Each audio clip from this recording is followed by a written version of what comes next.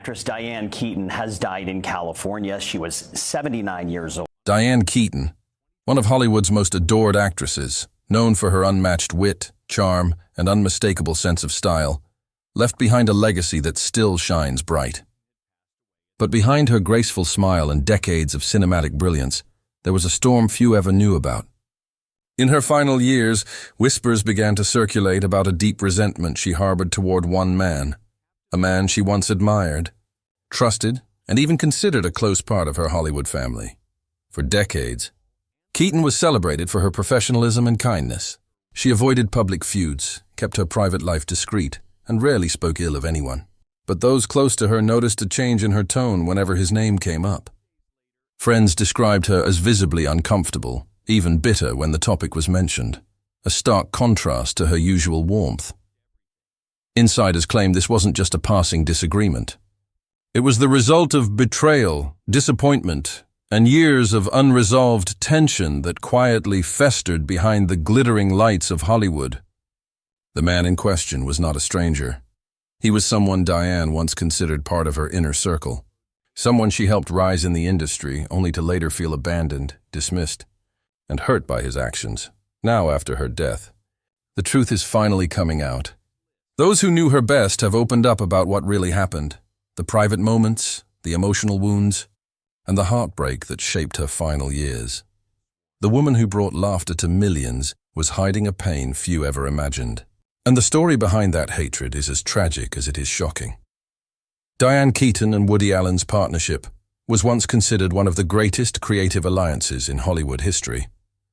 Their collaborations in films like Annie Hall, Manhattan, and Sleeper shaped an era of cinema defined by humor, introspection, and emotional honesty.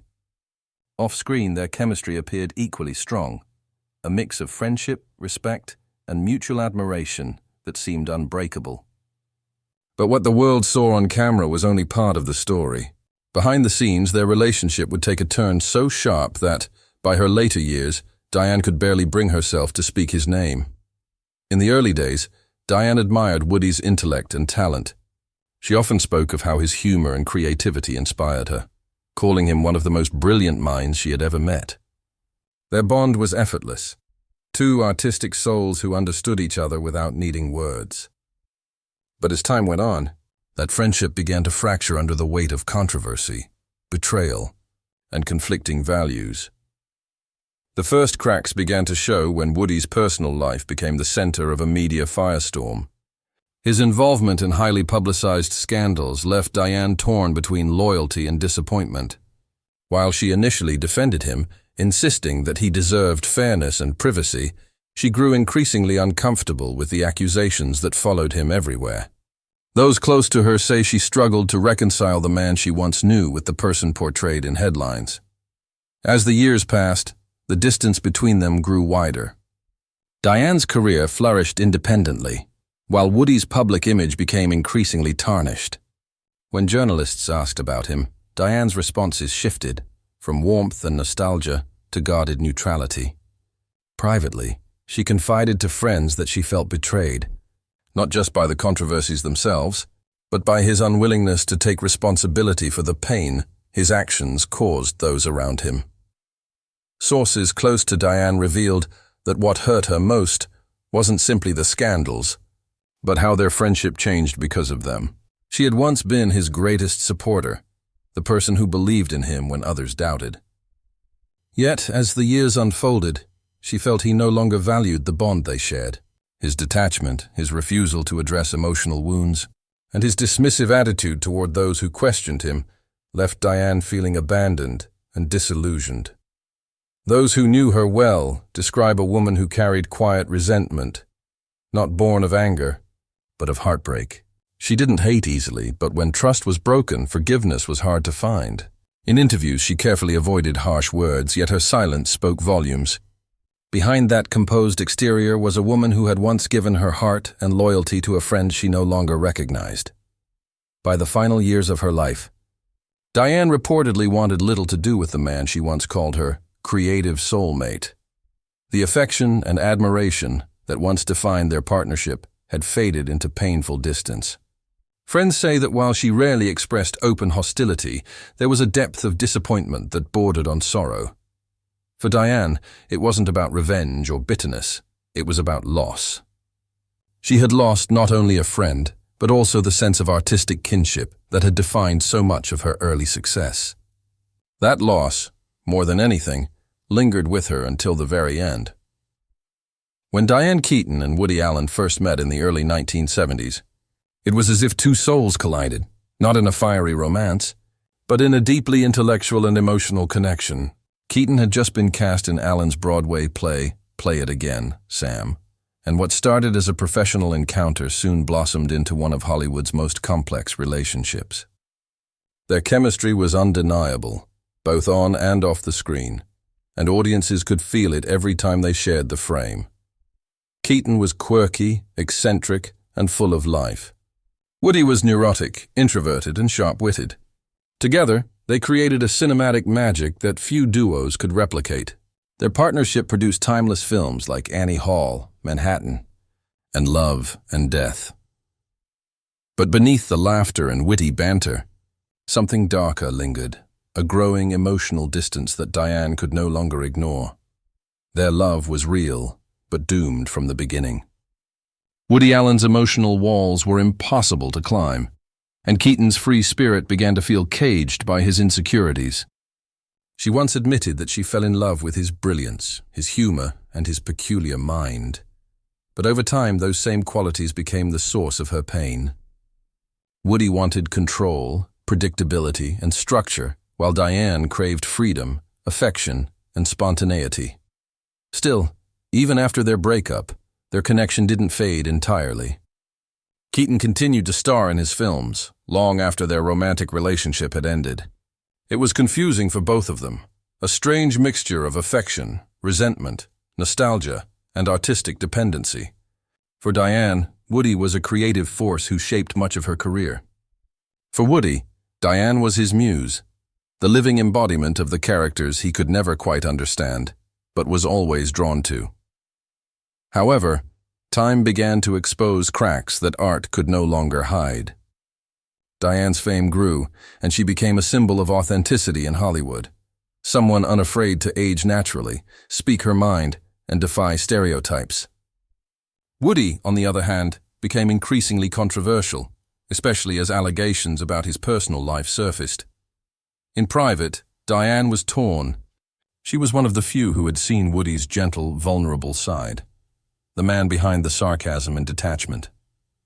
But she also knew that defending him could cost her dearly. Over the years, the public pressure intensified. Woody's reputation spiraled downward, and Diane found herself constantly questioned about her loyalty to him. She tried to stay neutral, often saying she didn't know all the facts, but that she loved him as a friend. Yet deep down, something had changed. The trust, the admiration, the bond they once shared had eroded. Hollywood's most iconic creative duo had become a symbol of moral conflict and emotional pain. Friends close to Diane revealed that she often spoke about Woody with mixed emotions. She would defend his artistry but struggle to justify his personal decisions. Some said she avoided mentioning him in interviews altogether, while others noticed a quiet bitterness in her tone whenever his name came up. By the 2010s, Diane Keaton had moved on, focusing on her family, her photography, her books, and her advocacy for aging gracefully in an industry obsessed with youth. She lived her life on her own terms, but Woody Allen's shadow was never completely gone. Their relationship, once celebrated as intellectual romance, became a haunting reminder of how love and betrayal can coexist in the same story. And in her final years, as Diane began reflecting on her legacy, she reportedly told a close friend something that shocked many, that she had forgiven Woody Allen, but she could never truly forget. That confession revealed everything about her inner struggle. A woman caught between admiration and resentment, love and disappointment. To the world, they were a legendary duo. But to Diane Keaton, Woody Allen represented both her greatest muse and her deepest wound. And as the years went on, that wound never fully healed. By the time the 1990s arrived, Diane Keaton and Woody Allen's relationship had long shifted from romantic to platonic. But their emotional connection still lingered. They had built a creative empire together, and though their romance had ended, their friendship endured, fragile but loyal. Yet everything began to crumble when the scandal surrounding Woody Allen's personal life exploded into public view. In 1992, the world learned that Woody was in a relationship with Soon-Yi Previn, the adopted daughter of his then-partner, Mia Farrow.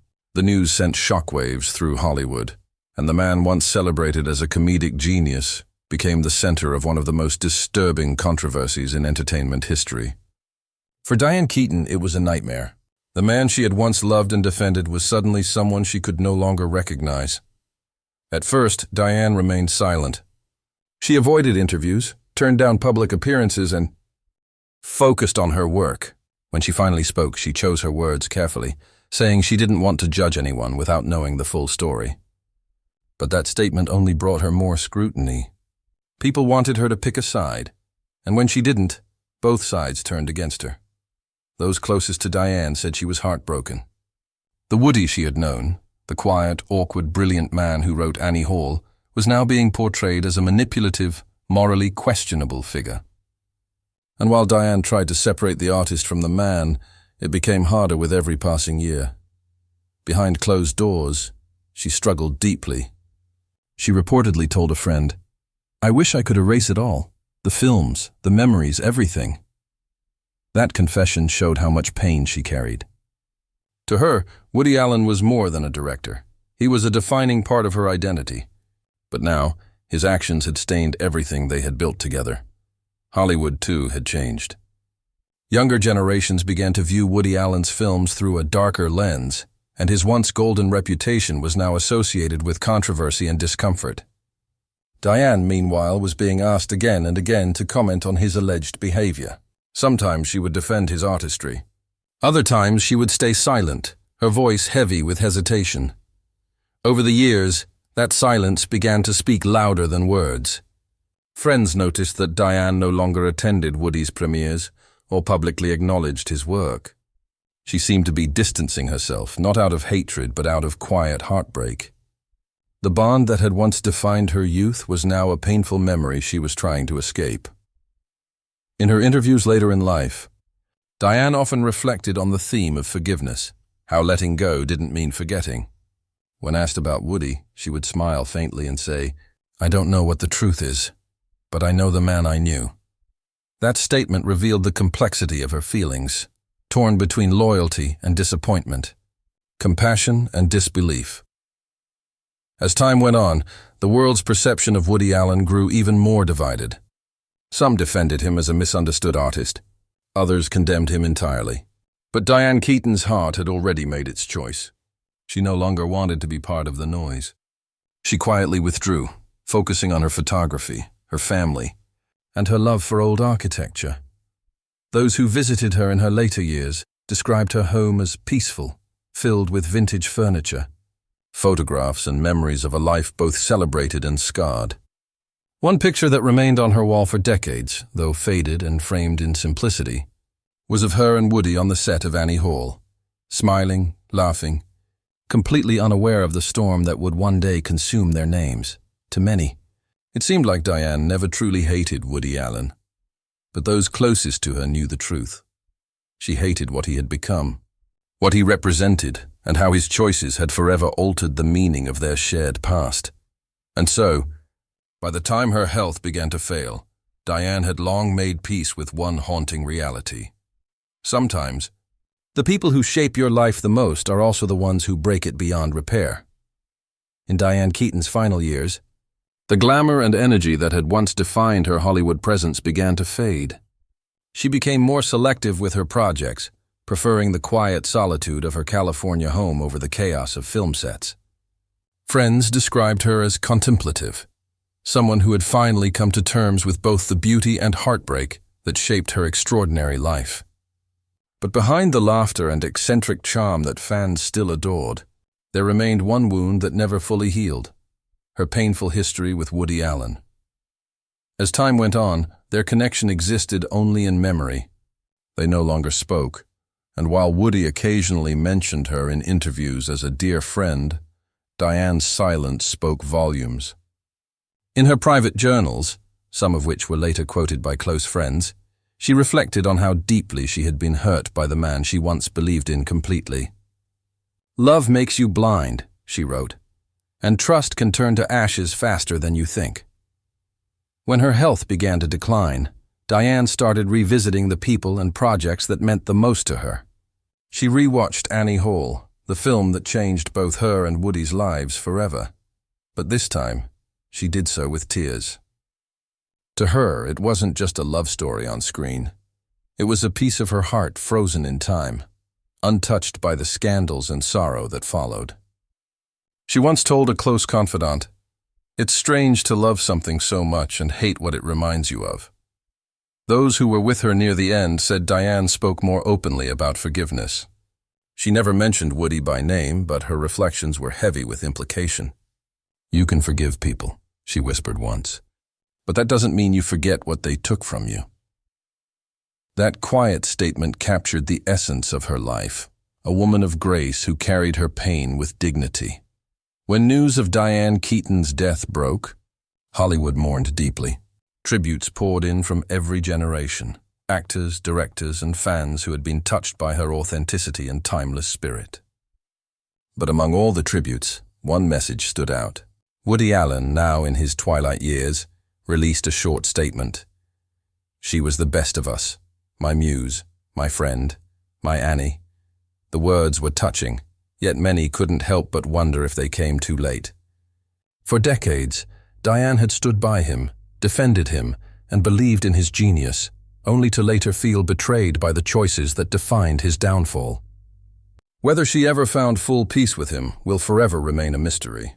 In her will, Diane left behind a note addressed simply to "the one who taught me how to laugh." Its contents were never made public, but those who knew her best believe it was meant for Woody. Some say it contained words of forgiveness. Others think it was her final way of saying goodbye to the man she once loved, the friend she lost, and the pain she never wanted to relive.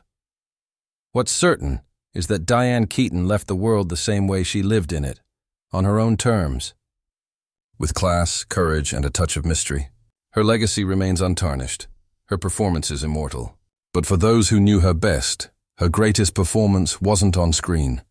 It was how she carried her heartbreak in silence, never letting bitterness define her story. And as time passes, one truth becomes clear. Even in her final days, Diane Keaton wasn't driven by hate, she was haunted by love. The kind that once made her world shine, and later made it crumble. Because sometimes the deepest hatred comes not from enemies, but from the ones we once couldn't imagine living without.